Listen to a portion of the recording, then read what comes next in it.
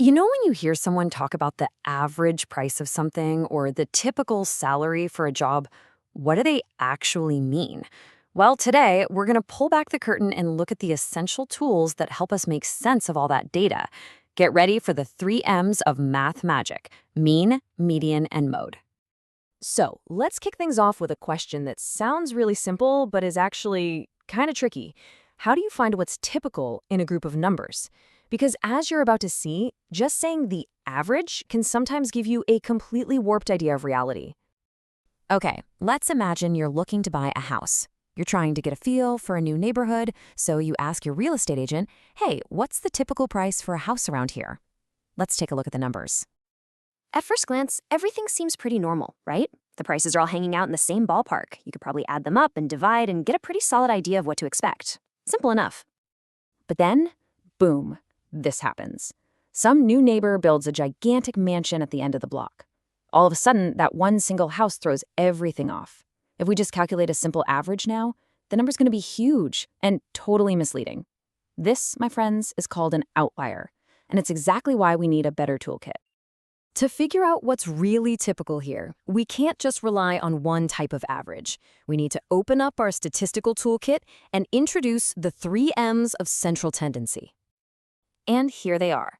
First, you've got the mean. That's the classic average we all learned about back in school. Then there's the median. That's the value that's physically in the middle of the pack. And finally, you have the mode, which is just the most popular number in the group. Three different tools for three different situations. Okay, so how do we actually calculate these things? Let's get our hands dirty. We'll take a simple set of numbers and just walk through each one step by step. All right, we're going to use this little set of numbers here. It's a nice mix of values, which makes it absolutely perfect for showing how each of our three M's works. First up, the mean. Now, this is what most people are talking about when they just say the average. You hear it everywhere. Average rainfall, average test scores. It's the most common measure you'll run into, and luckily, it's really straightforward to figure out. It's a simple two-step process. First, you just add up all the numbers in your set. For us, that comes out to 42.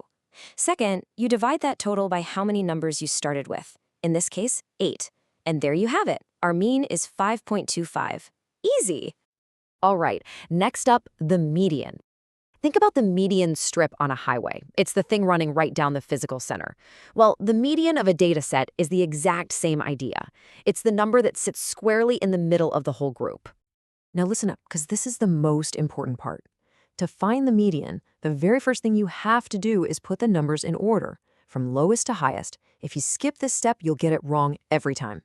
Okay, once they're in order, we look for the middle. Since we have 8 numbers, an even amount, we actually have 2 numbers in the middle, 5 and 6. So the median is just the value right in between them, which is 5.5. And finally, we have the easiest of the three, the mode. To remember this one, just think mode is most. It's simply the number that shows up most often. It's the most popular kid in the dataset. And what's cool is that a set of data can have more than one mode, or even no mode at all if every number is unique. Since we already ordered our data to find the median, finding the mode is a piece of cake. We just scan the list and see which number repeats the most. And yep, you can see the number 6 appears 3 times, which is more than any other number. So our mode is 6. Simple as that. All right, our toolkit is assembled. Let's go back to that neighborhood with the ridiculously expensive mansion. It's time for a showdown. Mean versus median. Let's see which one gives us a more honest look at the typical house price. And wow, this one image tells you everything. The mean is now over $1 million. That one $5 million outlier has yanked the mean way, way up. But look at the median. It's sitting there, nice and steady, at $267,500. It's a much, much more representative value for that neighborhood. See the difference? This is a really key idea in statistics. When your data has these extreme values, these outliers that skew everything, the median is almost always going to be your best friend.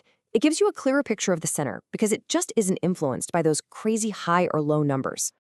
So we've established the median is the hero when our numbers get all skewed. But what about the mode? Does it have a special superpower that the other two don't? You bet it does. The mode's superpower is that it's the only measure that works for what we call categorical data, things that aren't numbers at all. Think about it. You can't calculate the mean favorite subject. It just doesn't make sense. But you can absolutely find the most popular one, the one that appears most often. In this case, math is the mode.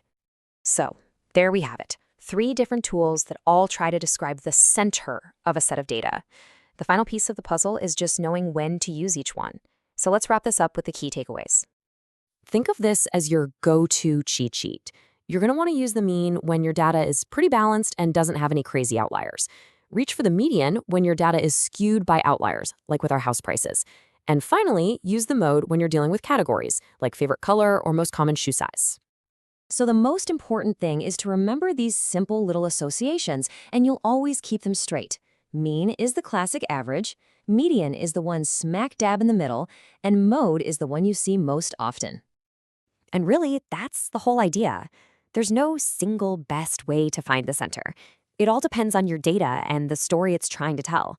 You have to look at your numbers, get a feel for their personality, and then choose the perfect tool for that specific job. So just remember, math's got mood swings. Sometimes you need the mean, sometimes the median, and sometimes the mode.